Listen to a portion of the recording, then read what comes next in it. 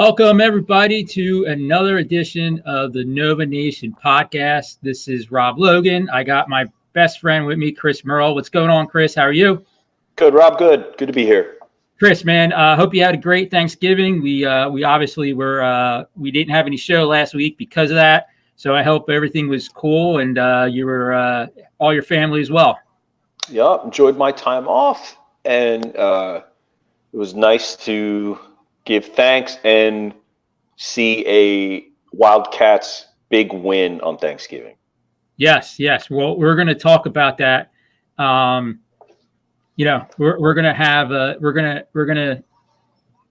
to talk about that as well. But before we get into everything, let me just click on something here.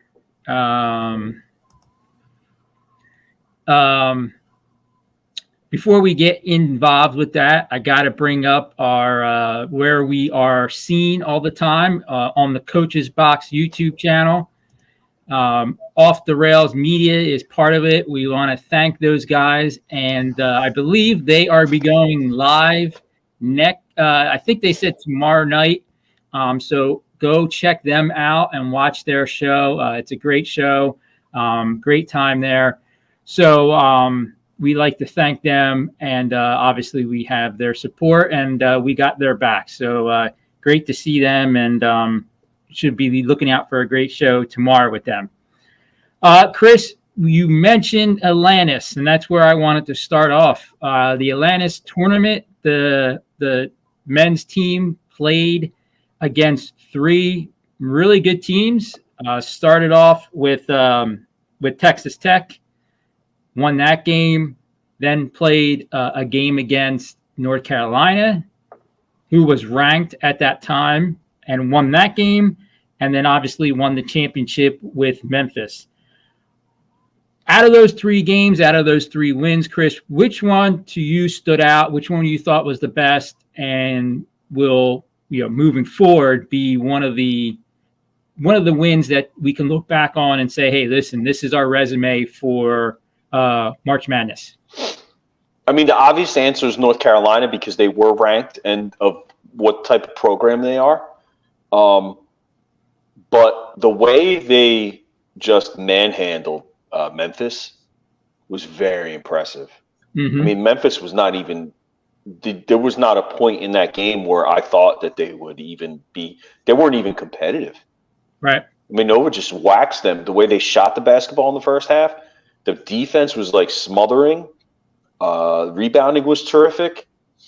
So even though North Carolina, I think, is going to be a more meaningful win in March when it comes down to Selection Sunday, I think the Memphis win was more impressive visually. You understand what I'm saying? Yeah. Yeah. I mean, I look at it that way. I mean, not only did they win a very good game against North Carolina, they played one of the better players in the nation. He was a preseason All-American. We're talking Armando Picot. Mm-hmm. Held him to an extremely, extremely bad game. 4 for 10. He only had 8 points. Really didn't do much. So, to me, that really stood out to me was how they matched up very well against him. And obviously the person who matched up well against them is someone I want to talk about as well. Eric Dixon and his play in the tournament was named tournament MVP. What do you think of how he played? Do you think, how he stepped up? Obviously he stepped up in all three games to win the tournament MVP, but what to you sparked your eye? What did you see out of those three games in him? I mean, I know that was his career high in points, but that probably, and we've watched him a lot, that was definitely the best game he's ever played in a Villanova uniform, in my opinion. It's funny when he first was getting a lot of playing time, we used to say, man, he's he's kind of limited offensively, looks a little awkward. He needs to develop more of an inside game. He's out there just rebounding and playing D, getting pushed around a little bit. That was 3-4 years ago. And look at him now, the improvement that he made, it's pretty impressive to see, especially on the offensive end where he's got some really nice post moves. He'll step outside now, hit a shot, a little bit of a jumper game. I love seeing it. It's pretty cool to see, from where he came from to where he is now. It's pretty impressive. Oh, he's definitely progressed. He is, I believe, the 71st player in Villanova men's history to score over 1,000 points. They announced that in a game. So obviously impressive. Like you said, has really come up the Nova program. This is one of the examples of how this program can develop players. Definitely, Eric Dixon has proven to be a potential NBA player, I think, out of those 3 games. And if he plays with this, trajectory, I think you're going to be talking about him come March, come April or whenever the draft is for the NBA. Because I definitely think he played his way into being a draftable player. He did. He definitely did. His offensive game now is not a liability; it's a strength. So yeah, he'll definitely find a role somewhere in the league, and just think about how Jay Wright redshirted him. If that happens in 2022, 2023, does he stay or does he enter the portal? Right. But back then, didn't have the option without sitting out a year, so he stuck it out. And from what I understand, Jay Wright coached him pretty hard, and he got the best out of him. And now Neptune sees the potential in him, and I think he's using him in a different role now, and he's just come to life on the offensive end, definitely. Another thing we want to talk about, and it seemed like the announcers for that tournament really talked about it a lot. The Villanova formula to win was their physical play. They kept saying how physical this team is. And obviously, when you look at people like, Eric Dixon, obviously a bigger guy, you look at TJ Mamba, who has a good physique. You have players like Moore, who are willing Longino to back guys down into the paint. That seemed to be the winning formula for them down in Atlantis. What is your take on that? And how do you think that translate now coming into or getting ready to start Big East play? Yeah, the last year and maybe the year prior, you had a different type of lineup. You had Samuels on the team, who was a glue guy. The only real physical guy you would say was Slater with his style of play. And now you have Bamba. Longino, definitely you can tell, has put some work in. Ware is a banger. The kid from Maryland, who's from Philly. Where? He's from Jersey. He's from Burlington, right? Hakeem Hart. Yeah, another physical guy. So it seems like they're almost going back to the prior 2016 and before type teams, whereas I think the later teams with Gillespie were more guard, perimeter-oriented teams. And then in 16, they still had the Booths and the guys like that. And then you had that middle period with Brunson. Brunson, but then you had the Bay. Oh, yeah. Yeah, Sadiq Bey and whatnot. And they were more wing type shooters. You had too. You had that formula though with Brunson too. And that reminds me a lot of what Moore's doing, what Longino doing is as far as getting into the paint and being able to back it out and throw it out, like you said, to the shooters that are standing there waiting to put them up. Yeah, and you have willing shooters on this team, not to the level that you've had in the past, but you still have guys that can knock them down. Oh, And that's the most important thing, I think, going forward is you saw it in the Memphis game. If this team can consistently hit from three, they're going to be really, really hard to beat. yep. That's kind of like, I know that's a little simplistic to say in November, but you know, if you look at the rest of the Big East, I know we'll get into that later, but I think you probably have to say that right now there's a couple teams ahead of them that are more physically talented. But I think if you get Nova again in a shootout type game with these teams, and you can knock down these threes, they could play with anybody. Top three scores for the team right now. You got Justin Moore scoring about 15, averaging 15. You got Eric Dixon averaging 14. You have TJ Bamba averaging about 10. And then you got Tyler Burton averaging 10. So you got 4 players right now averaging double figures. Mm-hmm. Very, very nice to see. I don't believe we had that last year. I don't think we had that spread out and multiple people who can put the ball up and score. I mean, you got Longino right there. He's got 8 points. You got, Mark Armstrong, who's averaging 8. So you got a lot of scores on the team, a lot more options this year, I believe, for Neptune than he had last year. Yeah, because especially when Whitmore was injured, it was and no more. It was like the Caleb Daniels show. Yep. And that's unfortunately they were losing those games early in the season. Well, you remember how mad we were when we were coming on and it was hard to watch. Yeah, it wasn't the prettiest brand of basketball. But once Whitmore came back and you saw like whoa, and then Justin Moore came back and they started to play better, and it was unfortunately a little too late as far as the postseason went, but. Once they had more pieces, you could tell like kind of what they were trying to do, and now you have a little more balance with the incoming these guys from the transfer portal, who so far have played very well, and I think they'll be fine in Big East play. Like Burton, he's no stranger to big games. Richmond has been a pretty good program.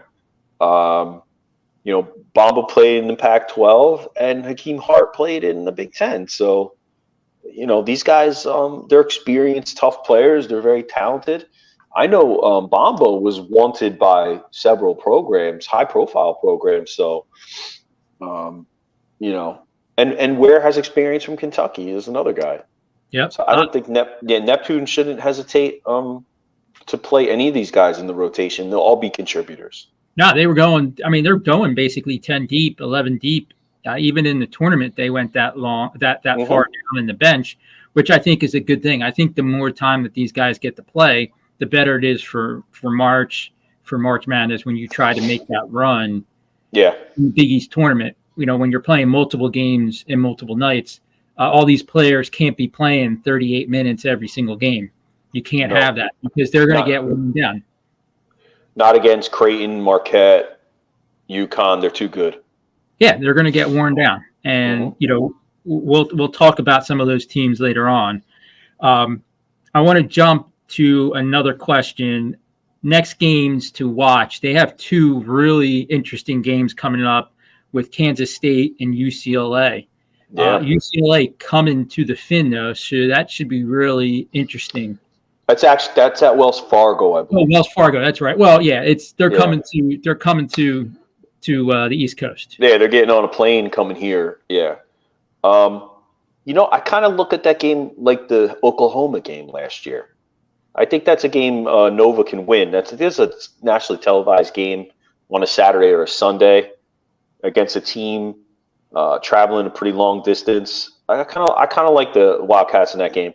The K-State game is odd.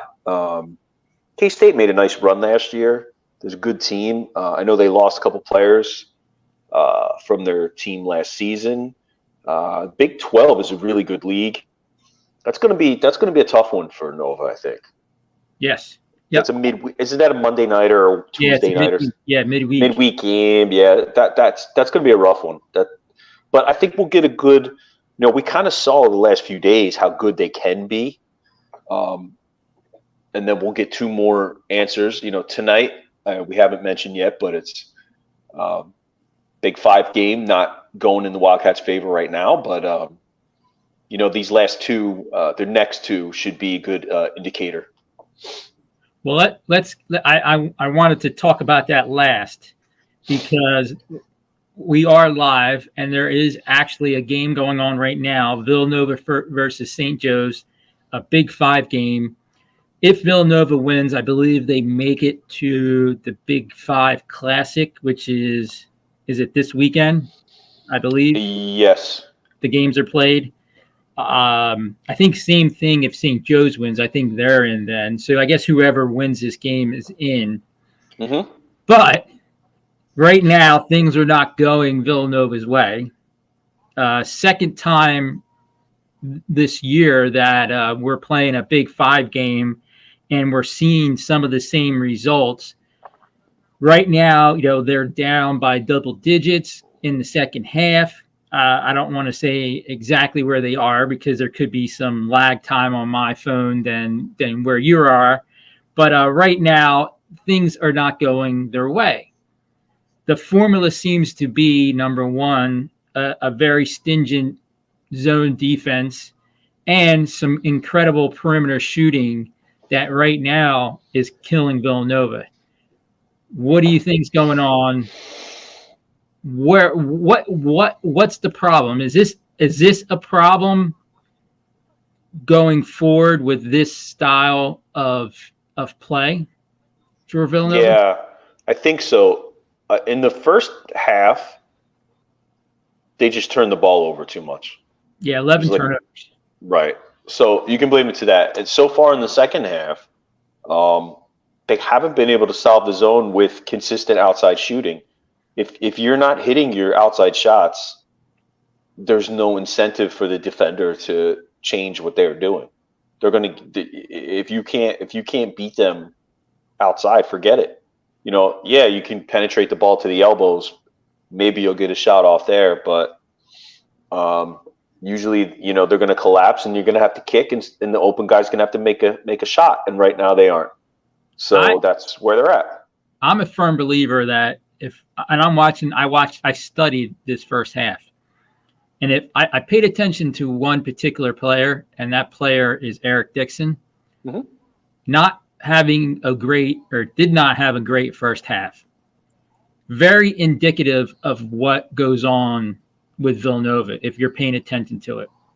If he has a good game, if he comes out aggressive, I think the whole team as a whole plays differently. And right now, I don't know what it is, but he missed a couple layups.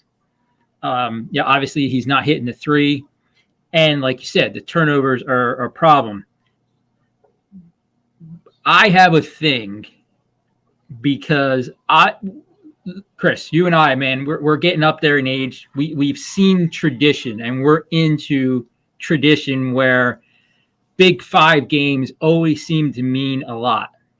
And right now we're watching, right? You're watching St. Joe's going on a run. I think they just blew the game open right now with probably a little over 5 minutes left to go in the game. Villanova not playing good at all right now. Mm-hmm. Trying to keep my blood pressure down, so I'm doing good. But I was very into the tradition of Big 5 play. To me, Villanova players did not like players from Penn, did not like players from St. Joe's, did not like players from LaSalle. Temple especially. Yeah. Did not like them, did not want to lose to them. Okay? That's how it was. It was ingrained. They were local players, guys from Philly, who wanted to be dominant on the court. You now don't have that. You do not have that. I mentioned this during and when we talked about the Penn loss. You do not have these players who are from Philly. There's no local rivalry anymore on Villanova side. On St. Joe's side, there's plenty. because St. Joe wants to come into the Finn and they want to beat Villanova. To me, this is just another game for Villanova on their side. And you can't look at it like that because these teams, the Big Five teams, are coming in against Villanova and they are going to try to win at all costs. And to me, for Villanova's side, it's just another win or loss. And it's a shame because I remember what it used to be. And do you have that same feeling too? Am I like nuts for saying this and looking at it this way? Well, in the early 2000s, late 90s, St. Joe's was pretty good when Martelli was coach, and they had what's his name? Who? Jameer Nelson. Yeah, Jameer Nelson, yeah. Temple, when Chaney was coach, was consistently a ranked program and going to the tournament year to year. That, to me, was when the Big Five kind of lost its luster, because now you have one program that's consistently, let's be honest, Nova's been what they call a blue blood program. The rest of the Big Five has not held up its end of the bargain. Villanova plays in the Big East. They make the most money. They're on TV. Every game's televised on FS1. The other four, Penn is in the Ivy League. They really don't care. So it's down to Temple, LaSalle, and St. Joe's, and they all play. Temple plays in the freaking AAC, for crying out loud. Mm-hmm. They other than the Big Five, they don't even play teams on the East Coast. Right. Well, they play South Florida, probably. You know what I'm saying? Yeah, it's not local. Yeah, it's insane. Yeah, so I think when Temple, unfortunately, when Chaney left and they had fallen on hard times, that's kind of, to me, was the beginning of the end of the Big Five. No, and I agree. I agree with that, but we got to talk about how these teams are coming in against Villanova, and they're looking at it as, this is our chance to put up a notable win. And you can't, on the Villanova side, you got to get more pumped. You got to realize that these guys are going to bring their A game. This isn't like anything else. I don't care what they're ranked. I don't care what their record is. They're bringing their A game. And tonight, St. Joe's is bringing their A game. And Villanova, it looks like they're going through the motions. Yeah, that's kind of what it looks like to me.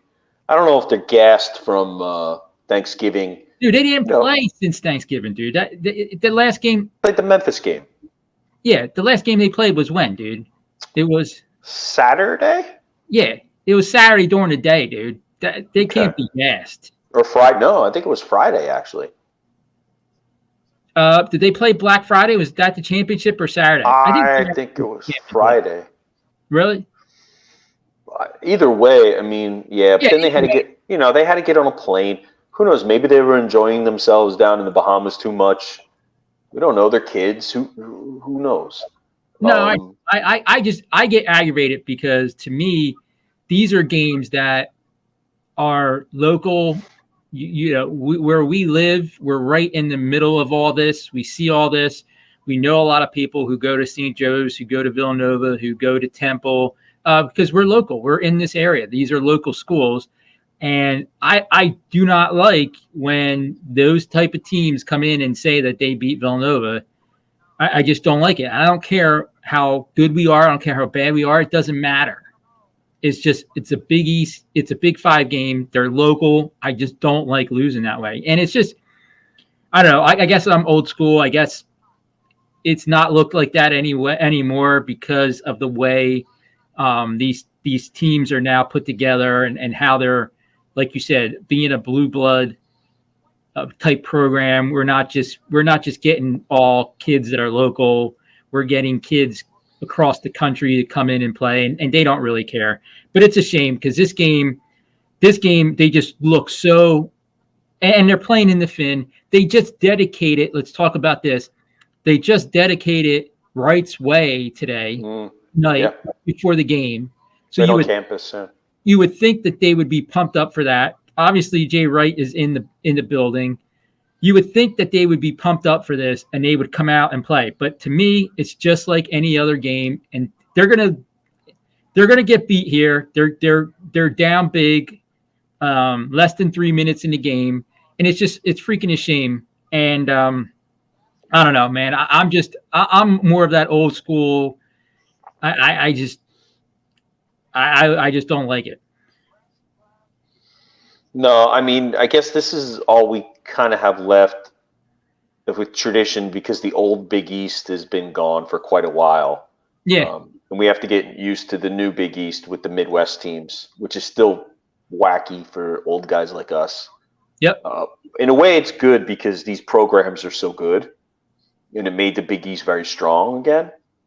But as far as tradition and things that we were used to, it's kind of weird, playing teams out in the middle of the country. But that's the world that we live in now, I guess.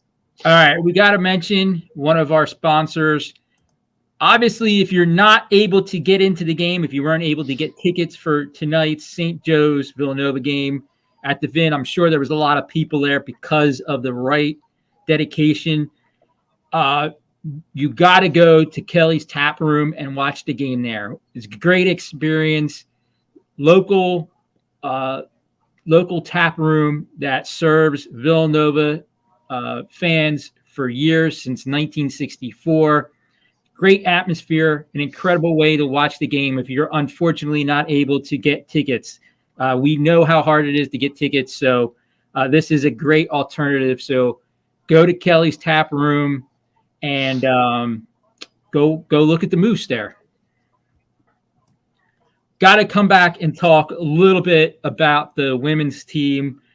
They are off to a 4-1 record. Very impressive. Only loss that they have was when they had to go out west, which, Chris, we always say is very tough for a East Coast team to go out west. They had to play Oregon State. They got beat there. Other than that, they're 4-1. They have a game coming up, which should be a good test this week against Richmond. I believe that game is tomorrow night. But doing good so far. The women's team, they need to get wins. Obviously, they need to keep winning to pad that resume come March. Obviously, having UConn, it's going to be tough to win the Big East, so that might be out of the question. However, UConn, though, lost a couple players, a couple of injuries to that team. So who knows what will happen. But obviously, they have one of the best players in the country with Paige. Beckers. Yeah, I mean, just phenomenal. So it's going to be tough, but it doesn't mean that Villanova can't put up some wins. One of the wins had one of the greatest performances so far this year, maybe in the last couple years that I've been watching women's basketball there at Villanova. Lucy Olsen putting up a 40-point game against Temple. And let me tell you, see, I don't want to say anything, Chris, but the women kind of get it a little bit more than the men do, because these women are all, or most of them, have local. They're local, yeah. And they recruit heavily in the area. Right, and they get it. And this was a big game, a Big 5 game against Temple, and Lucy Olsen just took over the game. Incredible performance. One of the best performances I ever seen. Congratulations to Lucy. She is phenomenal. She's averaging 24 points a game so far this year. We said it in the very, very beginning.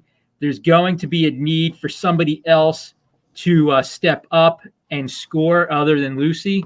I think that's still a little bit of an issue, but they are working on it.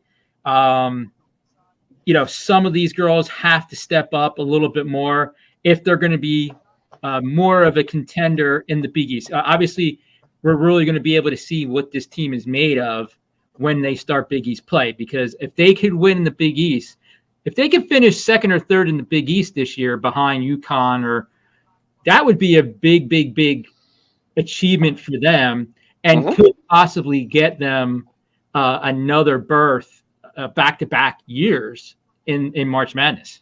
It should. If they were to finish second, I think they would definitely get in.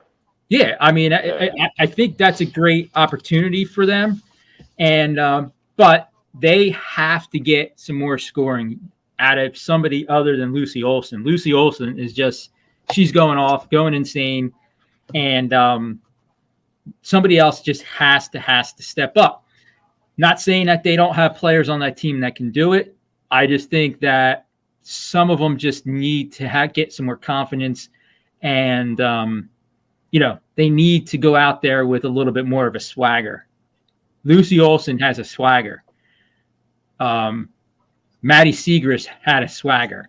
Well, that's what I was just going to say. You replaced one alpha with another. Right. I mean, going back, we had Adriana Hahn on the show, our first episode. She has swagger. So you need some more of those type players with swagger to go with Lucy, help her out. But this upcoming game against Richmond should be a good game. I believe it should be a win, but it'll be a good test to see where they stand and, get them on the right foot. Right now, as an update to this game, St. Joe's up by double digits with a minute left. Doesn't look good for Villanova. Probably going to be an L. So their two losses are against two Big Five teams. Yeah, probably the third best team in the Ivy League, and a team that's going to finish middle of the pack in the A10. Yep. It's just a shame. All right. I want to make a special announcement today. I've been working on something, and then I've been kind of putting it off a little bit, but I figured today might be the best day to do it. We talk often about the Let's Talk Sports Network and what it meant to a lot of us. Founder, creator Dan Harris was, to most of us, one of the best guys around, friend, whatever you want to call him. He was just incredible. Touched so many lives, brought so many people together, put together the Let's Talk Sports Network. Just really one of the greatest guys, not only for what he did that everybody was able to see with the network, but also what he did for everybody behind the scenes, what he did for my family, how he would, talk to my son and my wife, and just the type of man he was, who always constantly wanted to give back. One of the last conversations I had with Dan, and one of the things that he was really wanting to make sure stood the test of time, was what his legacy would be. And with that being said, I figured I wanted to continue his legacy of giving back. So we created the Dan Harris Foundation, and the Dan Harris Foundation will be a way to give back to the public, the way to give back to people who are interested in podcasting, broadcasting, interviewing, journalism, whatever it might be. The younger generation out there. We're going to raise money through charity, through different events, through different giveaways, maybe some auctions. We got some fun ways to do it. But be on the lookout, the Dan Harris Foundation. There'll be more coming where you would be able to donate if you want. But all this money will go towards the youth, the younger generation, and help continue what Dan wanted to do and create, which was bringing people together, bringing people and family together to create friendships and to create relationships. So that's what this foundation will do. And be on the lookout in the next couple weeks on ways to donate, and be on the lookout for our different giveaways that we're going to have to raise some money. So thank you for listening to that. And this game is basically over. A double-digit loss for Villanova. Not good. Let's talk a little bit before we go, Chris. I know you got another podcast you got to get to on the Let's Talk Sports Network. Your Big East, your NFC East, Roundtable. I am the Eagles representative, joined by Alan Perales, who's the Dallas Cowboys representative, Carlos Chavez, New York Giants representative, and Jay from the Rec Room Sports, the Washington Commanders representative. It's a fun hour, sometimes hour and a half, and I think it's very enjoyable for listeners. It's always entertaining. We'll leave it at that. Nice. Well, I've watched it many times. It is a great show. Obviously, you being the Eagles guy, you're going to have a lot to talk about. You got a lot coming up with some games, especially this week with the Eagles. So look forward to listening to that, and go to the Let's Talk Sports Network. Check them out on their Twitter page or on their YouTube page to take a listen. That's going to be a great show. Before we go, I want to talk a little bit about the top 25 right now, the way the rankings are. Yeah. A little bit of a shakeup with the rankings. You have top 4 teams, and I want to mention the top 4 teams for one particular reason. You got Purdue at number 1, Arizona at number 2, Marquette number 3, and UConn number 4. So you got 2 Big East teams ranked in the top 4 right now, and then you got Kansas as the remaining top 5 team. My quick question to you, I've watched a couple of Purdue games. I got them because they're on TV, obviously, national team. Do you think they're overrated or underrated? Where do you think this team stands? No, I think they're really good. Their style of play is going to fits right into the Big Ten. I think they're going to run through. The Big Ten's not that strong this year. I think they're the best team by far. Tournament time, I'm not so sure. I think they can be gotten by teams that have athletic wings. I think that's the formula to beat that team. Okay. Zach Edey's such a good rim protector. If you don't have a big that can even try and D him up, he's just going to eat you alive. And they have really good shooters.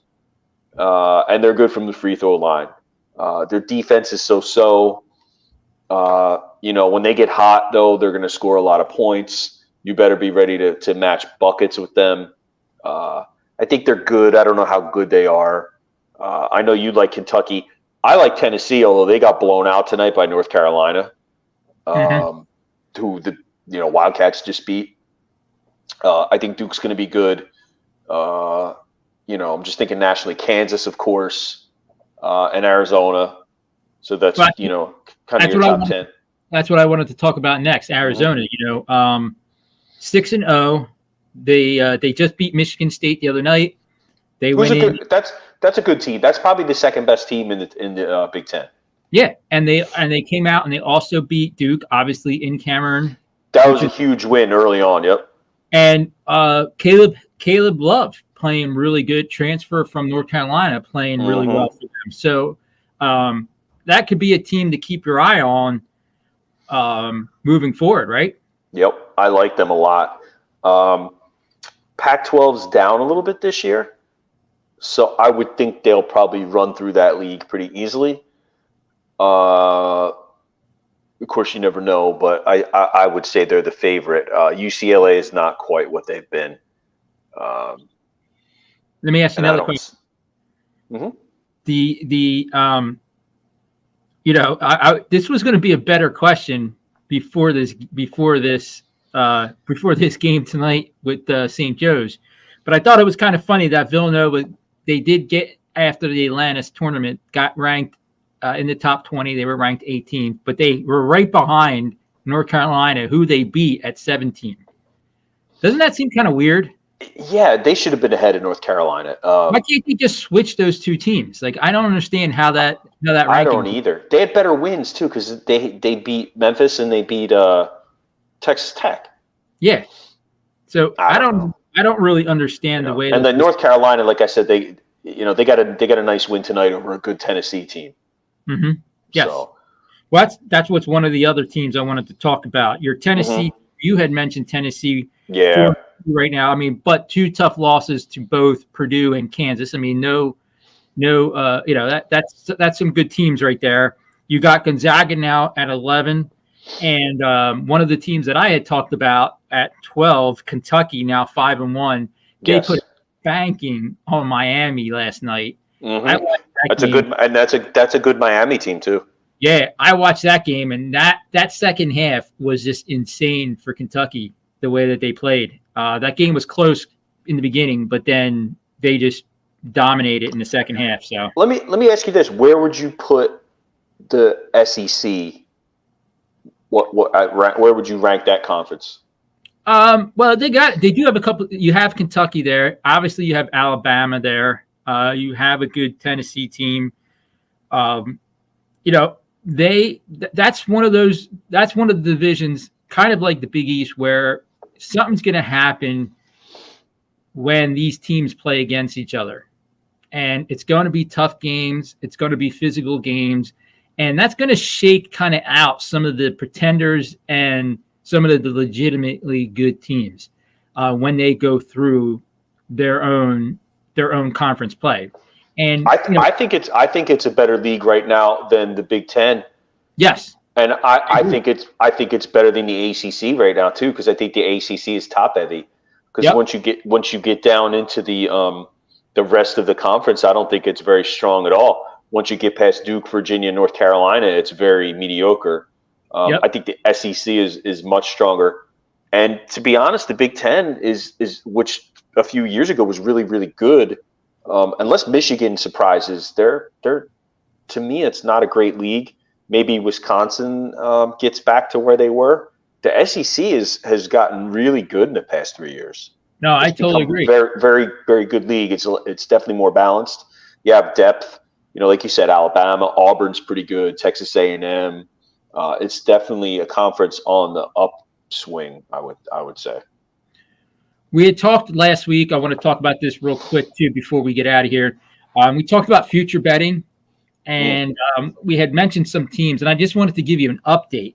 So obviously, 2 weeks have gone by since our last show. Some things have changed. Obviously, some rankings, some wins here and there. The top team right now, future-wise, to win the championship is Purdue right now at plus 900. Kansas is at now plus 1,100. Tennessee is now plus 2,500. We had mentioned them before. UConn now plus 1,600. So right now, favored to win is Purdue to win the championship. Which in college basketball usually never plays out where the favorite wins. So no, yeah, very rare. Those picks are usually a lottery ticket. But you know what? It's pretty wild though, because if you were able to bet plus 900, plus 1,600, I mean, there's some good ways to win. Definitely some good ways to win some change if you're willing to bet on one of these teams. To me, that UConn bet might not be a bad idea at plus 1,600. No, I mean last year would have been a year to have them. Yeah. But no, right now that's pretty good odds. What's Marquette at? I didn't. That was one of the teams I didn't write down just because I was trying to not go crazy with all Big East teams. Yeah. I didn't put them down. And I told you in our first episode we talked about sleepers, or not sleepers, but teams that are underrated. Gonzaga. Yes. I would like to see what their odds are, at least to make the Final Four. A former guest on the show, Andy from episode 2, if you remember, from Liberty Lake, chiming in. Villanova can't play against the zone. We had mentioned that. The 2-3 zone seems to be Andy's right. That they cannot get past. The 2-3 zone and perimeter shooting kills Villanova at this point in time right now. So defense, perimeter defense. Perimeter defense, yes. Something they need to work on. Quickly before we get out of here, I got 3 picks for you tonight, Chris. Later games right now. I think the earliest game I got right now is a 9:00 game and then a later game as well. I got 3 quick picks. Duke is playing Arkansas tonight. Good game. I have Duke 4.5, given 4.5. I believe that Duke will win by more than 4.5, so they will cover. So I would take that pick there. Mm-hmm. Then I came back with the team that I won last week with Nevada, given 14.5 against Montana. I like Nevada to win that game as well, covering the 14.5. So I'm going with all the favorites tonight. And my last one USC against Eastern Washington, 17.5 for USC. I believe USC will dominate that game. One man will dominate even more. That I would put a little prop bet on DJ Rodman to get right now over 14.5 total points, rebounds, and assists. So I would go with the over with DJ Rodman on that. You're getting minus 140 on that. So some good odds with that. So those would be my picks for today, for tonight. Chris, as always, man, it is fun to talk Villanova, even though it was not a good night tonight at all. Not a fun night, but one of those nights that it just so happens that we are on and we see a Villanova loss. So that does kind of suck, but it is what it is. We do know what the Achilles heel right now for this team is. So obviously it's apparent. Andy chiming in, it is apparent of what this Achilles heel is. So they need to definitely work on that. But Chris, as always, you got your show coming up. So everybody go switch over to the Let's Talk Sports Network. Check out the NFC East roundtable with Chris and all the guys over there. Chris, thank you for coming on, as always. All Nova Nation, thank you for your support. Everybody who has watched the show, we are doing record numbers of views right now. So thank you to everybody who's watching us. And we will be back. Next week, I am unsure of, just because I have I have an obligation to do next Wednesday. So I'm not sure if we will be able to do the show next week, but I will let everybody know and we'll advertise, market if we are able to do it. So Chris, thank you as always. And I appreciate it. And Nova Nation, let's go.